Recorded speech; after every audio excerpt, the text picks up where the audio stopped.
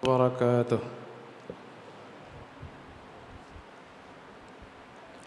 الحمد لله رب العالمين والعاقبة للمتقين ولا عدوان إلا على الظالمين. أشهد أن لا إله إلا الله وأشهد أن محمدا عبده ورسوله. اللهم صل وسلم وبارك على هذا النبي الكريم سيدنا محمد وعلى آله وأصحابه أجمعين. أما بعد، فقال الله سبحانه وتعالى في القرآن الكريم: أعوذ بالله من الشيطان الرجيم. وسارعوا إلى مغفرة من ربكم وجنة عرضها السماوات والأرض أعدت للمتقين. صدق الله العظيم. قال النبي صلى الله عليه وسلم: لا أملك لك شيئا قد أبلغته إلا أخرجه البخاري. Saudara kaum muslimin dan kaum muslimat sidang jamaah salat tarawih isya dan witir yang dirahmati Allah Subhanahu wa taala. Rasanya kita sangat berbahagia pada malam bahagia ini. Maknanya adalah kita bisa berkumpul di tempat ini untuk beriktikaf dan melaksanakan ibadah-ibadah lanjutannya, yakni salat tarawih dan witir. Kenapa kita katakan bahagia? Karena banyak di antara saudara kita yang sama-sama berpuasa mungkin pada hari ini tidak bersama kita, tetapi pada malam-malam sebelumnya sebahagian besar adalah menemani kita semua di tempat ini.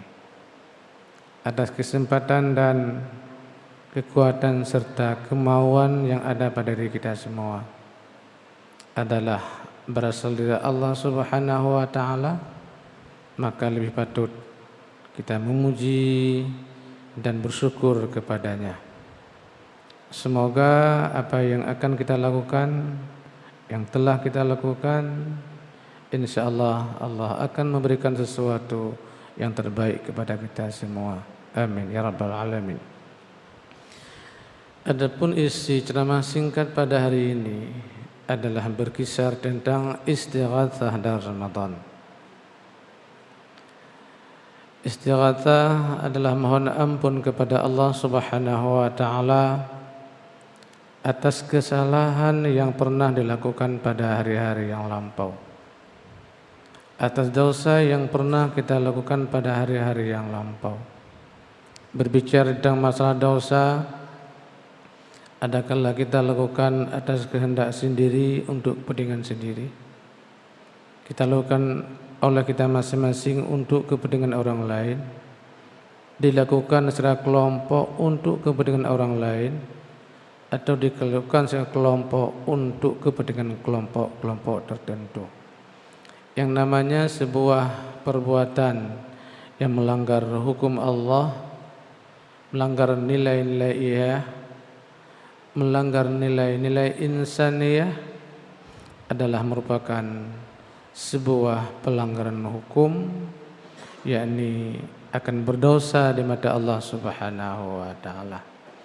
Istighatsah ini telah dilakukan oleh masyarakat Indonesia ketika Indonesia dalam keadaan kacau di penghujung pemerintahan almarhum Muhammad Soeharto. Hampir di mana-mana masyarakat yang dimotori oleh para kiai dan para ulama untuk melakukan istighatsah. Apakah di Jakarta, bahkan di Istana Negara, di lapangan terbuka, bahkan di masjid-masjid besar yang ada di Jakarta itu.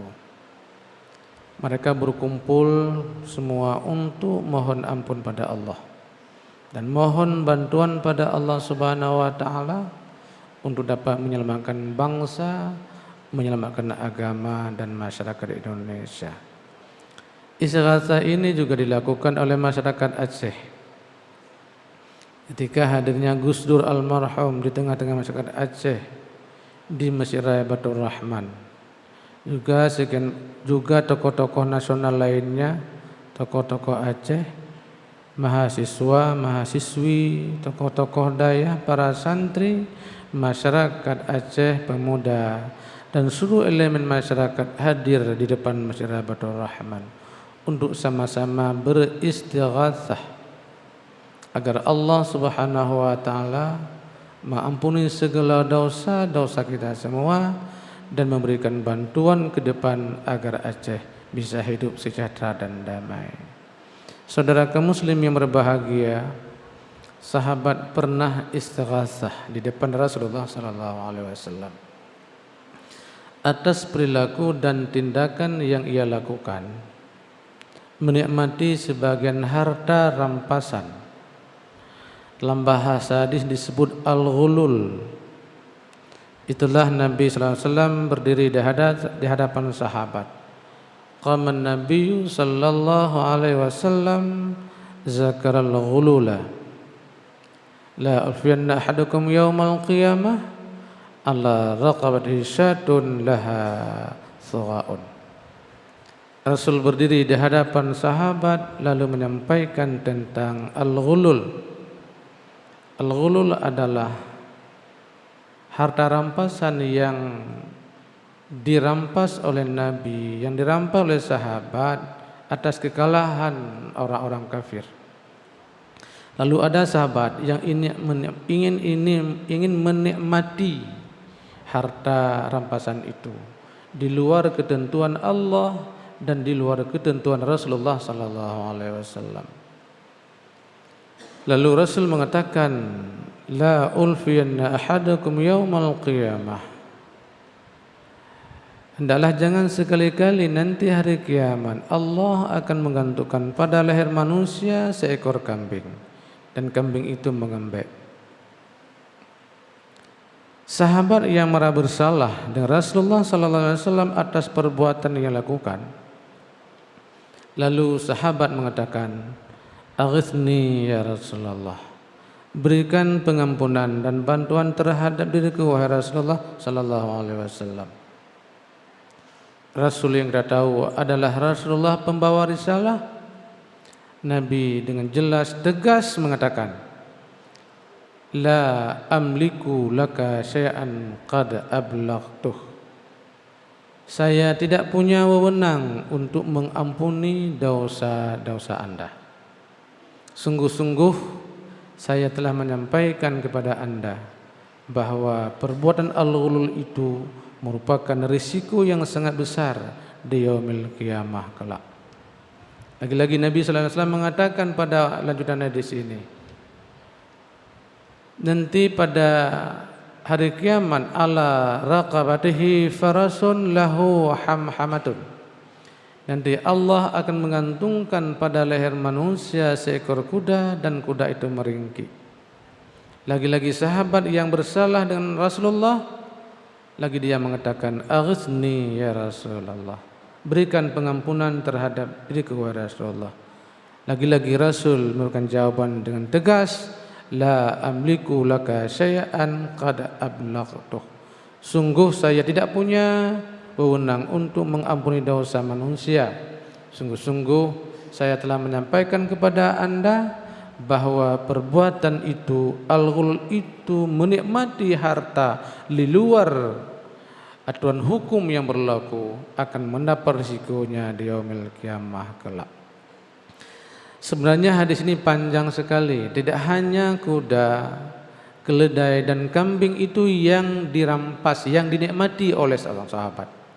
Bahkan Nabi menggambarkan emas perak yang dirampas nantinya akan dipertanggungjawabkan di hadapan Allah Subhanahu wa taala. Akan digantungkan Allah pada leher manusia. Ke semua kasus ini, saudara kaum muslimin berbahagia, sahabat yang melakukan perbuatan yang melanggar hukum itu tetap dia minta pada Rasulullah untuk mengampuni dosanya. Dan Nabi tegas-tegas membacakan, tidak punya wewenang, sungguh-sungguh itu merupakan perbuatan yang sangat besar risikonya di yaumil qiyamah kelak. Saudara kaum muslimin yang berbahagia, hadis singkat ini dapat kita pahami. Sahabat yang dekat dengan Rasul tapi bisa bersalah dengan Allah dan Rasulullah sallallahu alaihi wasallam.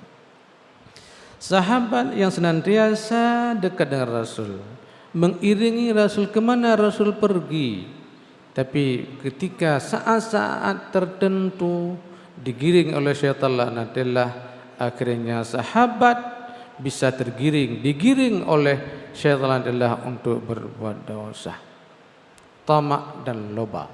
Saudara kaum muslim yang berbahagia, kalau sahabat buat salah, kemungkinan besar kita semua manusia yang namanya manusia tidak luput dari berbuat dosa. Besar atau kecil, yang namanya perbuatan yang melanggar hukum Allah itu adalah sebuah perbuatan dosa. Apakah ia seorang ulama turut berdosa dengan Allah Subhanahu wa taala? Minimal dia berbuat jahat tapi hatinya berhati busuk dengan teman dan saudaranya, iri hati, hasad dengan orang lain. Seorang jenderal bisa berbuat dosa dengan kekuatan yang ada pada dirinya, tidak segan-segan berbuat dosa. Seorang guru, dosen bisa berbuat dosa, tak berlaku adil dengan mahasiswa dan murid-muridnya, tanpa disadari ia telah tergiring berbuat dosa.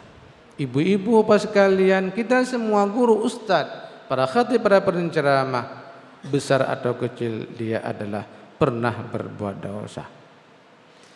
Maka oleh karena saudara kaum muslimin berbahagia, Ramadan ini bulan penghapusan dosa. Orang-orang muslimin dan orang berpuasa seperti ini, maka cepat-cepatlah kita mohon ampun pada Allah Subhanahu wa taala pada bulan ini, pada Ramadan seperti ini, pada malam Ramadan seperti ini, pada hari Ramadan seperti ini. Mohon ampun kepada Allah Subhanahu wa taala. Allah menjanjikan Allah akan mengampuni dosa-dosa orang muslim, orang-orang yang berpuasa, orang-orang yang beribadah di bulan Ramadan. Allah akan mengampuni dosa-dosa kita semua. Man shoma ramadhana wa qamahu imanan wa ihtisaba ghufira lahu ma taqaddama min dzambi. Pada hari lain dikatakan kharaja kayaumi waladu ummu.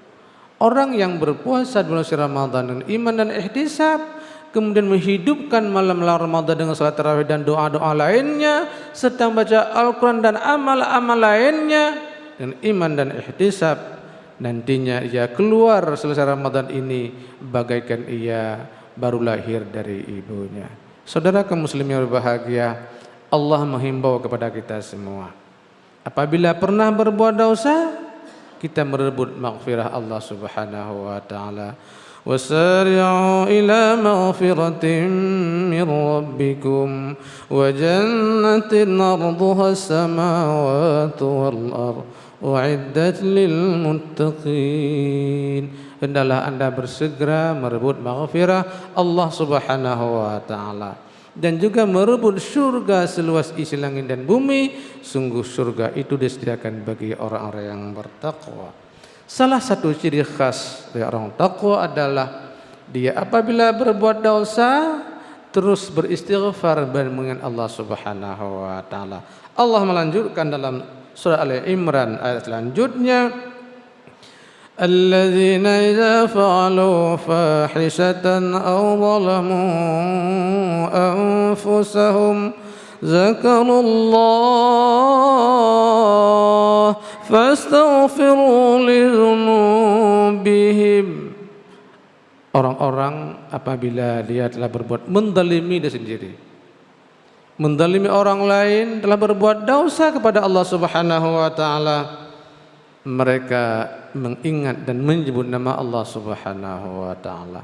Tidak hanya menyebut Allah Subhanahu wa taala, tapi mereka fastaghfiru lidzunubihim, Mereka mohon ampun kepada Allah atas segala dosa yang pernah dilakukan pada hari-hari yang lampau.